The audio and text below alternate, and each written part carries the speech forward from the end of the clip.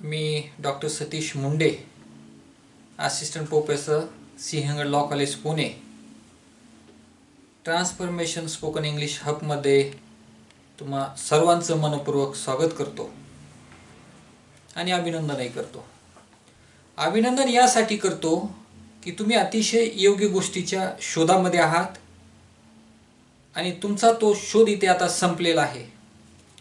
तुम्ही ज्या गोष्टी शोधत आहात ती प्रत्येक गोष्ट तुम्हाला इथं भेटणार आहे याची मी शाश्वती देतो. फक्त प्रश्न राहिलेला आहे ती म्हणजे तुमच्या कृतीचा, तुमच्या ॲक्शनचा. तुम्हाला प्रत्येक जी गोष्ट तुम्ही शोधत आहात ती गोष्ट तुम्हाला या सेंटरमध्ये भेटणार आहे.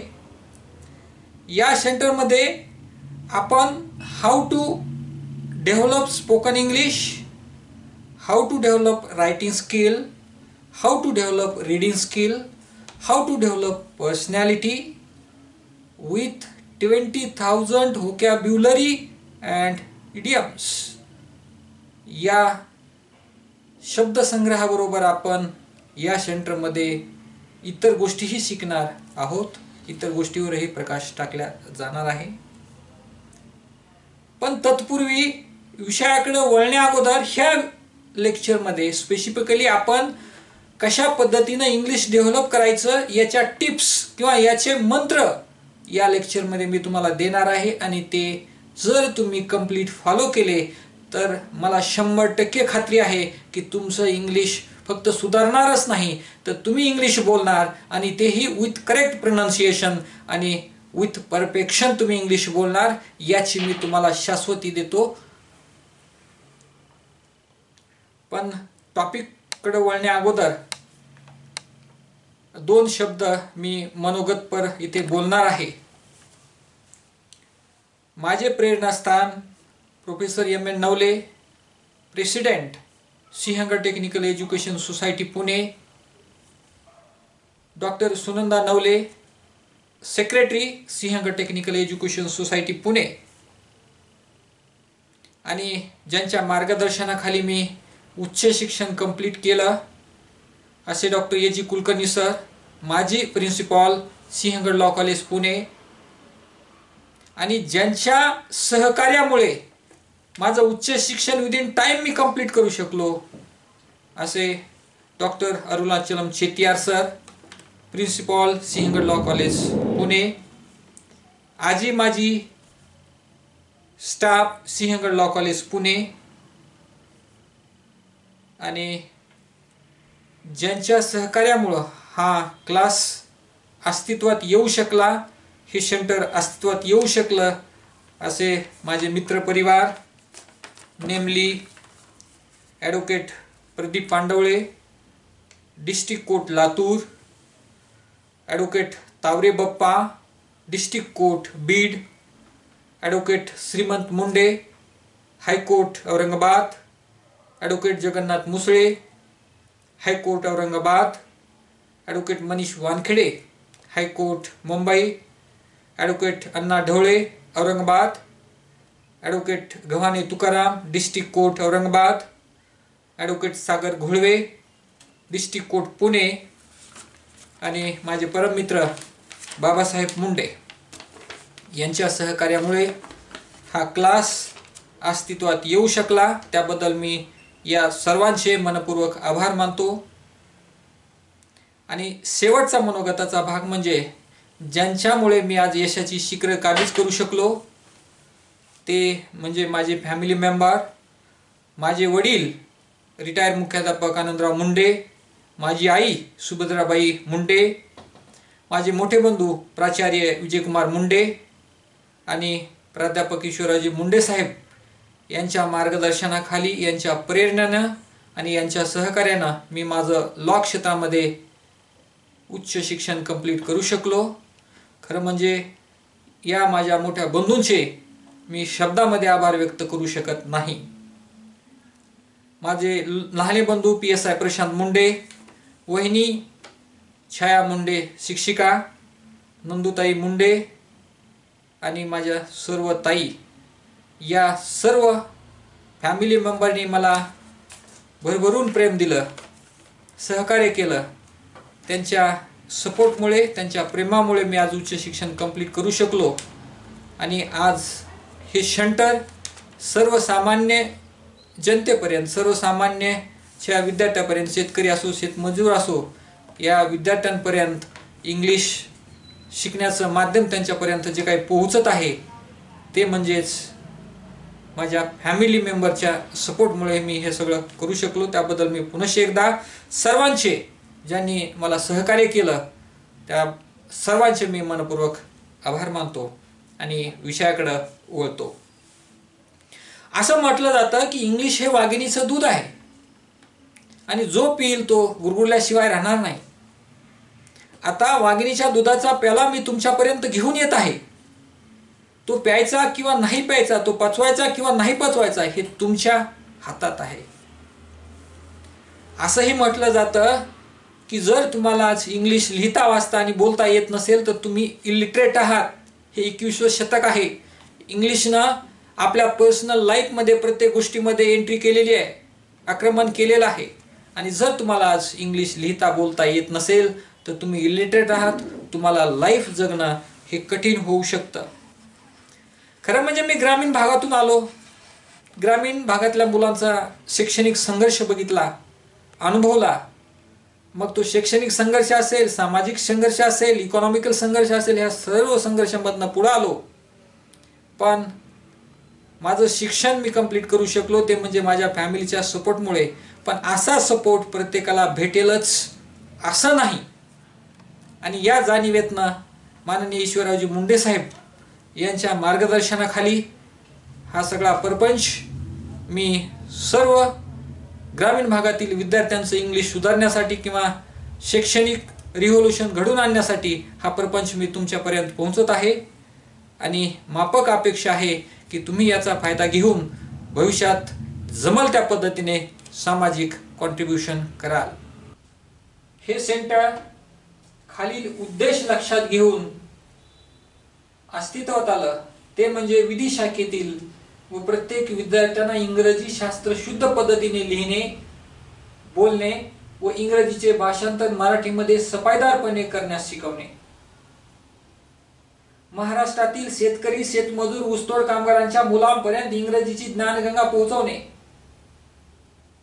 महाराष्ट्रातील प्रत्येक मराठी बांधवांना इंग्रजी शास्त्र शुद्ध पद्धतीने बोलण्यास शिकवणे इत्यादी उद्देश समोर ठेवून हे सेंटर अस्तित्वात आलं. आपणा सर्वांना माझी नम्र विनंती असेल की आपल्या संपर्कातील प्रत्येक मराठी बांधवास ही ज्ञानगंगा पोहोचवण्यासाठी हा संदेश पुढे पाठवून महाराष्ट्राच्या शैक्षणिक विकासाला हातभार लावाल ही माफक अपेक्षा तुमच्याकडनं करतो. ह्या सेंटरची कल्पना आणि मार्गदर्शक माननीय प्राध्यापक ईश्वररावजी मुंडे साहेब यांची कल्पना मी स्वतः doctor Satish Munde, assistant professor, Sinhgad law college Pune, आणि mister Prashant Sawant, technical assistant, ही कल्पना पुढे घेऊन जात आहोत. Tips for improving spoken English. ह्या फक्त टिप्सच नाही तर खरंच तुम्हाला इंग्लिश डेव्हलप करायचं असेल तर हे मंत्राज आहेत. हे मंत्र आहे ते म्हणजे तुम्हाला तुम्ही इंग्लिश वाचलं पाहिजे.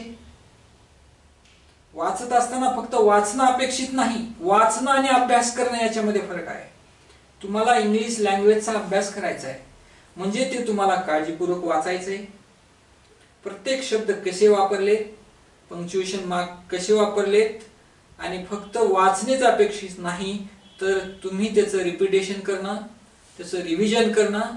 कारण की ही लँग्वेज तुम्हाला मेमराइज करायची आहे.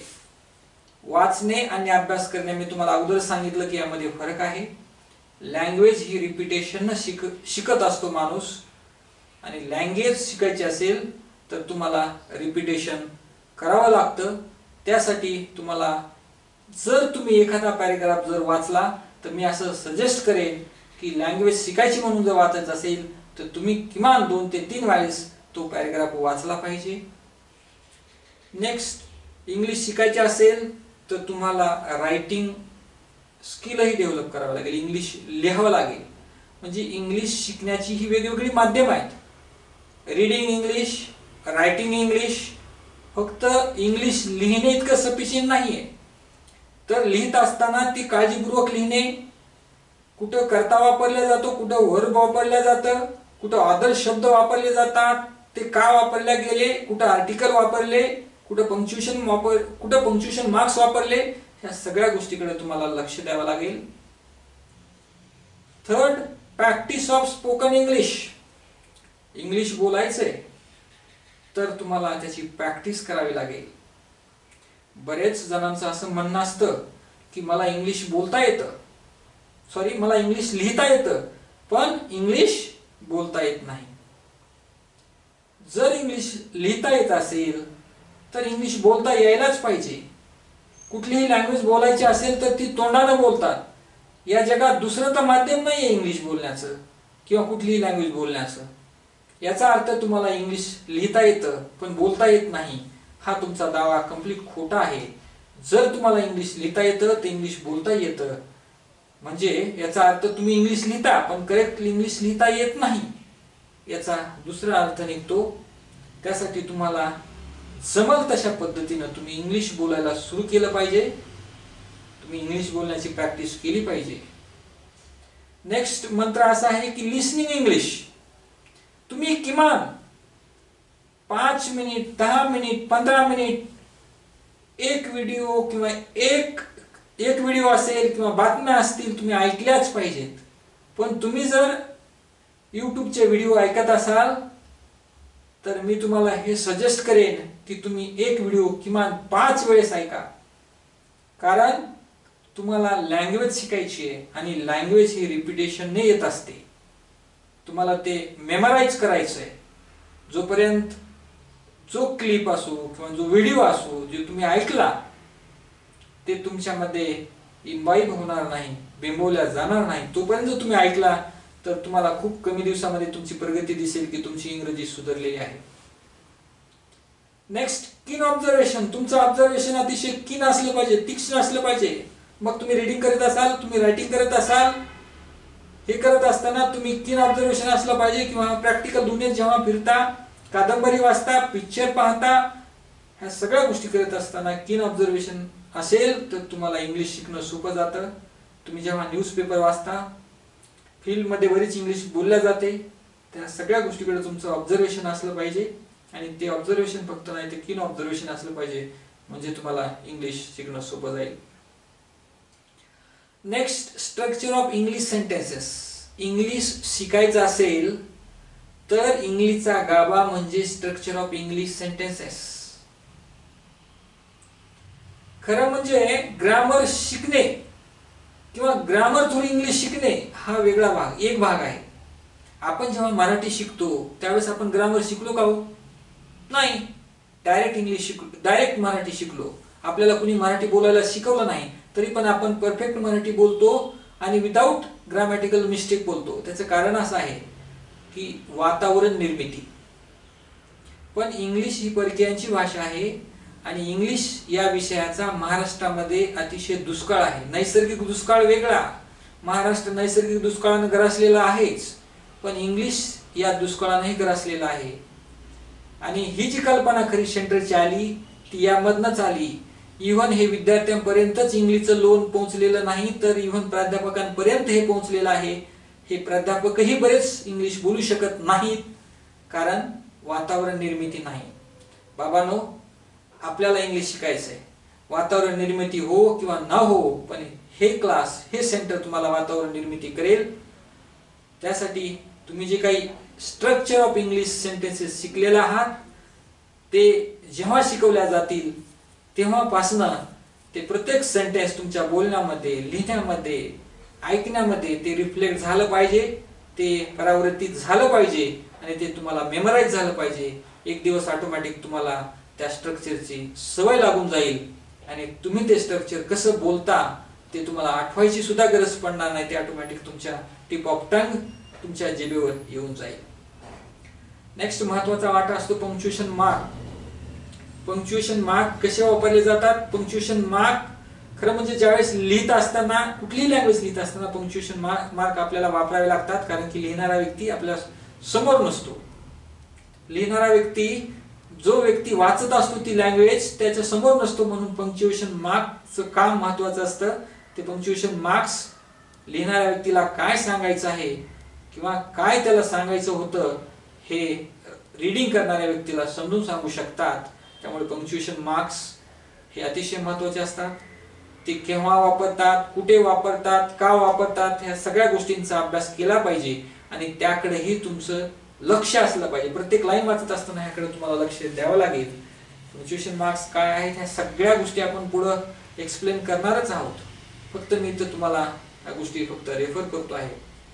Next, spelling.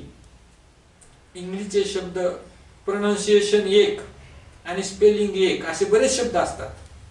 काही शब्दांचं स्पेलिंग खूप अवघड असतं, पण यासाठी तुम्हाला काय करावं लागेल, स्पेलिंग जिथं किंवा जे शब्द तुम्हाला अवघड वाटतात ते तुम्ही सेपरेट पेजवर लिहून काढा. ते शब्द एकदा, दोनदा, तीनदा लिहून काढा वाटलं असतं. ते आठवून पहा तुम्हाला येतात का ते. अशा या मेथड मधनं तुम्ही इंग्लिशचं स्पेलिंग सुधारू शकता. स्पेलिंग ही सुधारणं अतिशय महत्वाची गोष्ट आहे आणि ते स्पेलिंग सुधारलं पाहिजे. नेक्स्ट, महत्वाची गोष्ट म्हणजे कुठलीही भाषा बोलायची असेल तर तुम्हाला तुमच्याकडे व्होकॅब्युलरी पाहिजे.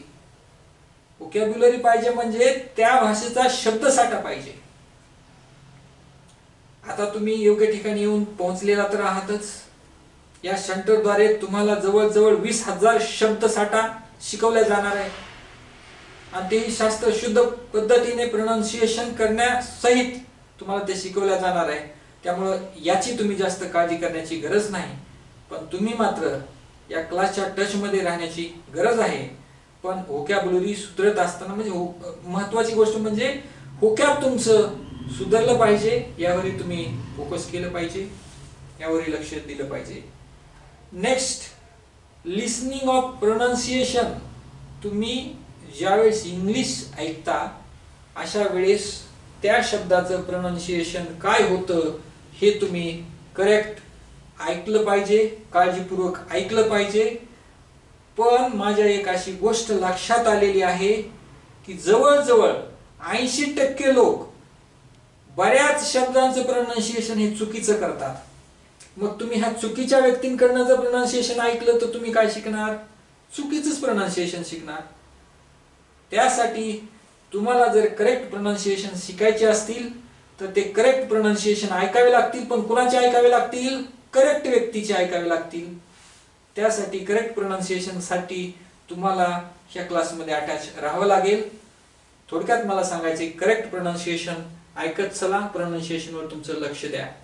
Next, learning through practical experience. जेव्हा इंग्लिश खरं म्हणजे प्रॅक्टिकल एक्सपिरियन्सनं जेवढं आपण चांगल्या पद्धतीने शिकू शकतो तेवढं चांगल्या पद्धतीने आपण कुठलीच लँग्वेज शिकू शकत नाही. बुकिश लँग्वेज किंवा वगैरे वगैरे. प्रॅक्टिकल अनुभव वेगळे असतात आणि ते तुमच्या खूप दिवस किंवा खूप दिवसापर्यंत ते लक्षात राहतं किंवा परमनंटली ते लक्षात राहतं. मग अशा परिस्थितीमध्ये जेवढं जमेल तेवढं प्रॅक्टिकल एक्सपिरियन्स मधनं तुम्ही इंग्लिश शिकत चला. Next, spending sufficient time. आपल्याला सगळ्याच गोष्टी पाहिजेत, आपल्याला सगळीच करायचंय, इंग्लिश पण शिकायचंय, पण टाइम मात्र द्यायचा नाही. खरं म्हणजे प्रत्येकाला इंग्लिश शिकायचंय, इच्छा आहे, इच्छा प्रत्येकाकडेच आहे, पण टाइम नाहीये. पण माझं सजेशन असं राहील, किमान तुम्ही रोज 1 तास इंग्लिश साठी दिलं पाहिजे. आणि तुम्हाला काहीच नाही करता आलं तर किमान ह्या सेंटर मधला प्रत्येक व्हिडिओ बाहेर पडलेला तुम्ही ते रोज ऐकला पाहिजे. एक व्हिडिओ किमान 5 वेळेस तरी ऐकला पाहिजे. मी हे तुम्हाला निश्चितच सजेस्ट करेन. म्हणजे थोडक्यात सांगायचं मला एवढंच आहे की स्पेंडिंग सफिशियंट टाइम. तुम्ही सफिशियंट टाइम द्या, तुम्ही डेफिनेटली इंग्लिश शिकणार. Next, active vocabulary. Active vocabulary, बऱ्याच जणांकडे पॅसिव्ह व्होकॅब्युलरी असते. बऱ्याच जणांकडे बराच शब्दसाठा असतो पण तो ऍक्टिव्ह नसतो, तो पॅसिव्ह असतो. मग जर तो पॅसिव्ह शब्दसाठा ऍक्टिव्ह करायचा असेल तर तुम्हाला पुन्हा पुन्हा रिव्हिजन करणे, पुन्हा पुन्हा त्या शब्दांचा वापर करणे ह्या गोष्टी कराव्या लागतील किंवा पुन्हा पुन्हा व्हिडिओज ऐकणे, जेणेकरून तुमची ऍक्टिव्ह व्होकॅब्युलरी ऑटोमॅटिक होऊन जाईल. आता व्होकॅब्युलरी बरेच जण हा शब्द असं म्हणतात vocabulary, not vocabulary but vocabulary. Next, practice practice and practice. लक्षात ठेवा, लँग्वेज शिकायचे हा मूळ मंत्र आहे. Practice practice and practice. Language कुठली शिकायची असेल तर तुम्हाला प्रॅक्टिसला पर्याय नाही. Next, revision. तुम्ही पिरियडिकली रिव्हिजन केलं पाहिजे. जोपर्यंत तुम्ही रिव्हिजन करणार नाहीत तोपर्यंत तुमच्या ते रक्तामध्ये बिंबणार नाहीये, ते तुमच्या रक्तामध्ये परमनंट होणार नाही. त्यासाठी तुम्हाला रिव्हिजन करावं लागेल. जोपर्यंत रिव्हिजन किंवा जोपर्यंत ते तुम्हाला परमनंट आठवत नाही, तुमच्या परमनंट लक्षात राहत नाही, तोपर्यंत ते तुम्हाला टच मध्ये तुम्हाला राहावं लागेल, रिव्हिजन करावं लागेल. Next, don't rely on native language. Don't rely on native language. तुम्हाला ज्यावेळेस फ्लुएंट इंग्लिश बोलायचे असते त्यावेळेला मात्र तुम्हाला ट्रान्सलेशनची मेथड वापरून जमणार नाही. आता फर्स्ट स्टेज काय आहे, तुम्हाला मराठी टू इंग्लिश आणि इंग्लिश टू मराठी या क्लासमध्ये मी शिकवणारच आहे. ही फर्स्ट स्टेप आहे. पण जेव्हा एखाद्या लँग्वेज मध्ये तुम्हाला फ्लुएंट किंवा ऍडव्हान्स लेवलचे विद्यार्थी असतील, ऍडव्हान्स लेवलच्या विद्यार्थ्यांनी मात्र इंग्लिश ही direct English to English thinking करायची, जेणेकरून ट्रान्सलेशनचा वेळ वाचेल आणि तुमची फ्लुएन्सी लँग्वेज मध्ये येईल. पण तुम्हाला बेसिक येत नसेल, म्हणजे तुम्हाला ट्रान्सलेशन करता येत नसेल Marathi to English, English to Marathi, आणि तुम्ही डायरेक्ट इंग्लिश टू इंग्लिश शिकायला लागले, तुम्ही कदाचित फ्लुएंट इंग्लिश बोलतालही पण तुम्ही अधुरेच राहणार, हे मात्र निश्चित आहे. त्यासाठी तुम्ही अगोदर पाया पक्का करा आणि नंतर फ्लुएन्सीकडे वळा. Next, don't focus on mistakes. बोलत असताना काही मिस्टेक्स होऊ शकतात आणि हे साहजिक आहे. पण मिस्टेक होत आहेत म्हणून तुम्ही बोलणारच नाहीत, ही सगळ्यात ब्लंडर मिस्टेक आहे. मिस्टेक झाली तरी चालेल, चुकीचं बोलला तरी चालेल, पण तुम्ही बोललं पाहिजे आणि त्या चुकातनं तुम्ही शिकलं पाहिजे, सुधारलं पाहिजे. आणि ऑटोमॅटिक तुम्ही निश्चित, तुमचं जर थोडंफार लक्ष असेल त्याकडे, तर निश्चितच त्या चुका तुम्ही सुधारणार, यात कसल्याही पद्धतीची मला शंका वाटत नाही. आणि लास्ट मंत्र म्हणजे implementation of word or phrases. तुम्ही जे शिकता, जे व्होकॅब्युलरी असेल, फ्रेजेस असतील, त्या तुम्ही कशा इम्प्लिमेंट करायच्या, कशा वापरायच्या, याकडेही तुमचं फोकस असलं पाहिजे, तुमचं लक्ष असलं पाहिजे. बाबांनो, मी तुम्हाला शेवटी एवढंच सांगेन, जर तुम्हाला आता खरंच इंग्लिश शिकायची आहे आणि ती तुम्हाला शिकायची आहे, तुम्ही इथपर्यंत पोहोचला त्याचा अर्थ तुम्हाला इंग्लिश शिकायची आहे. पण तुम्हाला एक करावं लागेल, जेव्हा तुम्ही प्रत्येक वर्ड्स किंवा जेव्हा तुम्ही प्रत्येक लाईन वाचत असाल त्यावेळेस तुम्ही त्या लाईन तुम्हाला ॲनालिसिस करता आली पाहिजे. म्हणजे ॲनालिसिस करता आली पाहिजे म्हणजे तो कर्ता कोणता आहे, क्रियापद कोणता आहे, ॲडव्हर्ब कोणता आहे, वर्ब कोणता आहे, आर्टिकल कोणते आहे, याचा अभ्यास तुम्ही जर परफेक्टली ॲनालिसिस करू शकला तर तुम्ही परफेक्ट इंग्लिश बोलू शकता, परफेक्ट इंग्लिश लिहू शकता. यात कसल्याही पद्धतीची शंका नाही. त्यासाठी माझा प्रामाणिकपणे सल्ला राहील की पहिल्या दिवसापासून तुम्ही जे जे शिकत राहाल त्याचा ॲनालिसिस करत चला आणि ते प्रॅक्टिकली इम्प्लिमेंट करत चला. मग तुम्हाला इंग्लिश निश्चितच बोलता येईल, चांगल्या पद्धतीने लिहिता येईल.